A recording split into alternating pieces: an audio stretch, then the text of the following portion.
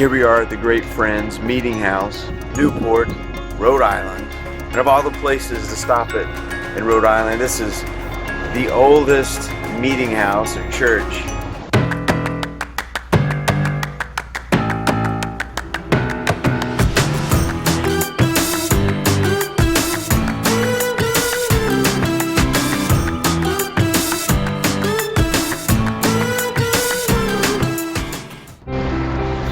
Behind me is historically 1699, the Great Friends Meeting House, Quaker style, where they just kind of all circled up in their meeting house. I love that term, meeting house. I think about the church, the assembly, the meeting house. It's where they all just met together to have fellowship and to share. The Quakers were an odd lot, persecuted in other colonies, but Rhode Island was more tolerant than a lot of the other colonies, so the Quakers found favor here at their meeting house. And I think about the tolerance and the gaining of freedom of religion, especially in America, in the U.S. And I have friends that are Lutheran and Catholic, and I can't say that I have any Eastern Orthodox, but then you break it down, and I grew up in a Congregationalist church. And so there's all of these within Christendom, different denominations, and I love that Rhode Island is wide open, especially as the colonies were being created. But it can happen in our own lives, as if I've got a hold of a specific truth. I want to elevate that truth. That's what happens in denominations sometimes, and I think it's great that we have a diversity of denominations, because it helps highlight something that maybe we've missed highlighting. Maybe we've missed as a marker a certain truth. So denominations kind of rise, and I think that's how God kind of gives his blessing and favors, because there's certain truths that we have not thought about, or we have kind of swept away for a while. So I love the diversity of denominations, and Rhode Island is a great picture of that, in the way that it colonized and didn't practice favoritism, but tolerated a lot of different kinds of faiths. It brings into question the meeting house shift, as we're thinking about missional shift, the meeting house shift. Do I stay centered when I think of not just my own denomination? Am I okay to associate with people of unlike-minded backgrounds?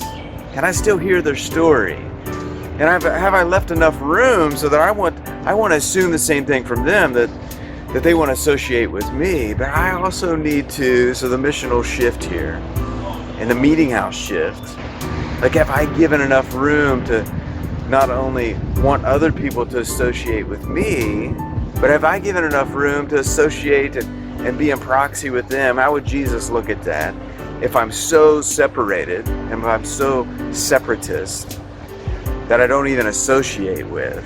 I think that misses the mark as far as a missional shift.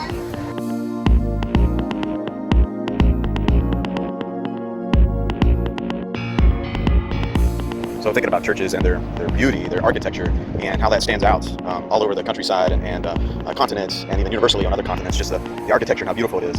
And even here in Newport, Rhode Island, where you go from corner to corner, like here's one just over my shoulder. It's a beautiful steeple.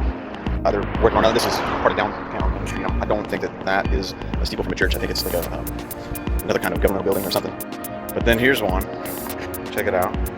That they're fixing the top of it over here. Anyways, what I'm getting at is you get all of this beautiful, complex architecture of beauty, and then you see something as simple as a Quaker style meeting place. Like that's it. It's the meeting house. That's what they called it. The Great Friends Meeting House. Super simple, not all the bells and whistles, like literally a bell not seen. Just makes me have a second thought about what's important, what's priority, as far as nothing's necessarily bad or good. That's not what I'm getting at. Not a moral question, but just the question of how do we prioritize those things? Because beauty is important, but also things being simple is important also, and just the general idea of valuing friendship and each other. And I think the Quakers got that part right. And the idea of like, here's the church, here's the steeple, you open it up and you see all the people, right? And the idea is that we would not just meet in a meeting house, a place of worship, a church, but that we would go out, that it would be a place where we would come and encourage one another, that it would be a place of healing, of confession, and all of those things, of life on life. But then we would go out, and that there would be a mindset of, man, I might not have it all together. And so I love the idea of the Rhode Island having the multifaceted places where people of faith could come in the early colonies. And again, this is the Great Friends Meeting House, 1699. So that meeting house shift, and somehow we use the church so much, the name the church, that it began to have the idea of a building rather than a people. And the meeting house shift is this idea that we separate ourselves unto our own and forget about the redemptive, universal nature of the church as a whole. And that God's plan is to use the diversity in unity. That's where the term university came from, right? The unity in its diversity.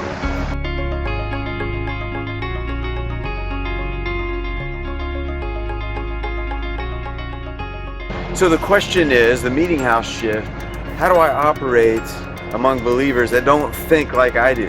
Sometimes I think I have a more mature view, and that may not be true. I've lived long enough now to realize that things that I was teaching and presupposing 20, 10, 5 years ago, it's like, man, I still wasn't on center. And so what am I thinking, processing, even teaching right now that might still not be on center? And so there's this meeting house shift. Like I may still not, I need to give space so that I can still process in the next 5, 10, 15 years. I need to give other people space and margin that may look at things differently than I do.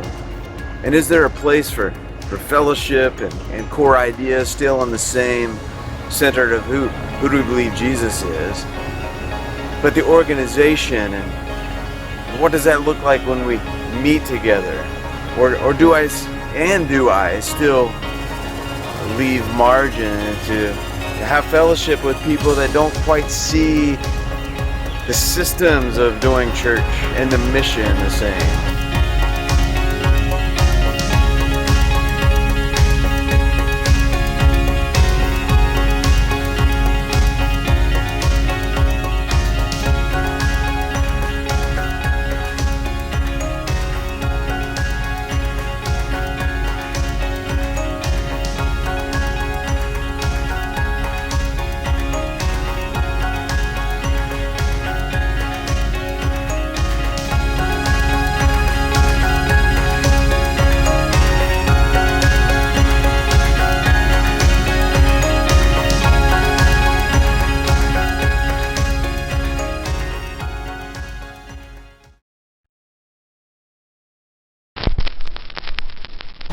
I gotta edit all this together.